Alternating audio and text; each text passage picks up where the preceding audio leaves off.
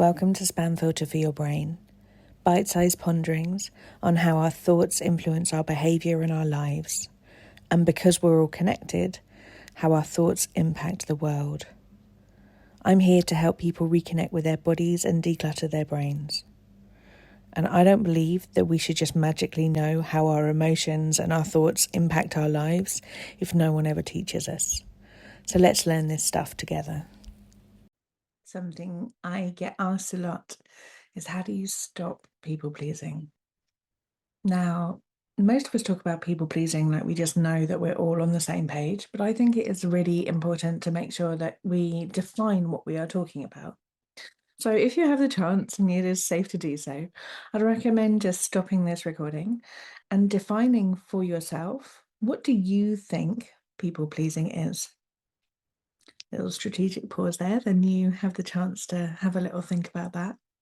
My recommendation for you to be able to stop people pleasing, if this is something that you struggle with, is firstly to stop framing people pleasing as altruism. I know that a lot of people who consider themselves to be people pleasers do so because they think that it is being nice to other people, and they think that being a people pleaser shows how much you care about people. And I have said on many other podcasts before, and I continue to hold the view that people pleasing is a misnomer. It's not pleasing anybody. It's certainly not pleasing everybody, and it is not acknowledging that you are also a person. People pleasing is ignoring your own needs for the sake of other people. Quite often, and the bit that we don't really like to talk about, is because we don't want to feel or think the things that would happen if we didn't take those actions.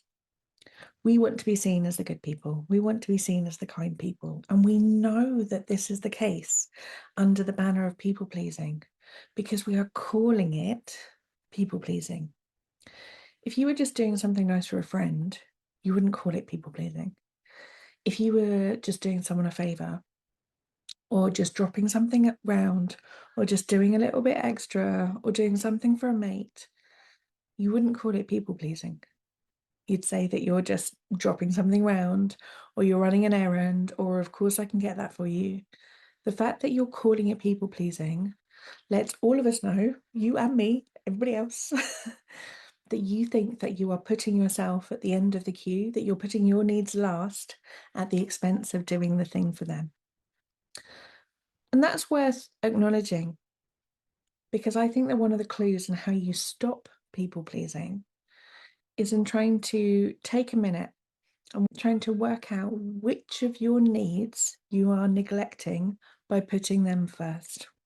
And the second thing that I think is quite useful to try and pull some of this stuff apart and question whether it's something we want to carry on doing is, when I people please, when I'm going that extra mile for other people, what am I trying to avoid feeling?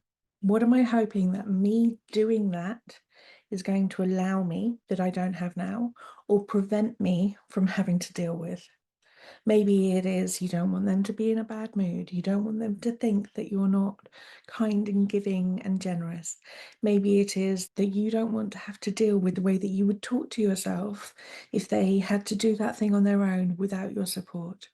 What is it that you are not willing to think, not willing to feel, or not willing to experience that is causing you to take these actions that mean that you are neglecting yourself and overperforming for other people?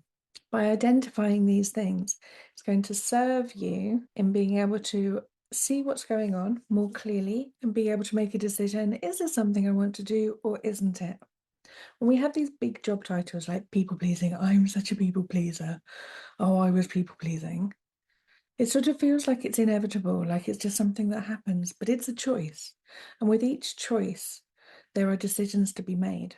And when we can look at why we're doing the thing, then we get to make a decision as to whether it's something we want to continue to do or not. And another tiny little stopgap reminder to just create a bit of disruption and just get into your head a little bit is, would I like someone to do this thing for me?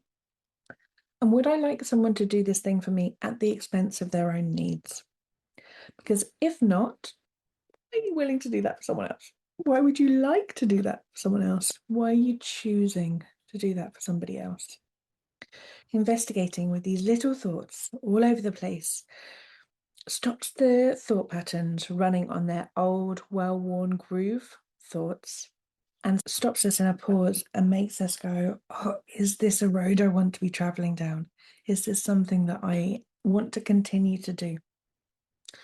The way that you stop being a people pleaser is to consider that your needs also matter, to question why you're doing it, and to investigate the thoughts that are causing it. This is the most surefire way that I have found to stop ignoring yourself in the hope that you can overperform for other people and get the things that you want. I think it is really important to work out how we stop people pleasing, because I think there is a very quick slip road from people pleasing to burnout. Overstretching ourselves, trying to meet what everybody else needs at the expense of ourselves, runs our battery dry, means we don't have enough left to give, and that we are always end of the pile. And frankly, can quite often build up resentment. That's not something you want in your life. I'd recommend just dabbling in these tools and seeing which ones are useful. If you would like more practical tips like this, there are loads of free resources in the show notes below.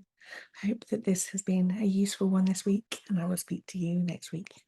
If you've been enjoying what you're hearing on the podcast, you will love Self-Care School. Self-Care School is longer versions of this, more in-depth and more personalised. We have a whole hub of courses from body image to boundaries, perfectionism, time management, and a whole range of other topics. You name it, there's probably a course on it. But most importantly, we also have a weekly group coaching call where you get to apply this stuff to your everyday life and get support to try and untangle your own story from some of the emotions that you might not be enjoying in your life. If you would like to learn how to apply this work to your specific situation and to be building a life of your dreams, I would love to see you inside. Do pop over to selfcareschool.co.uk.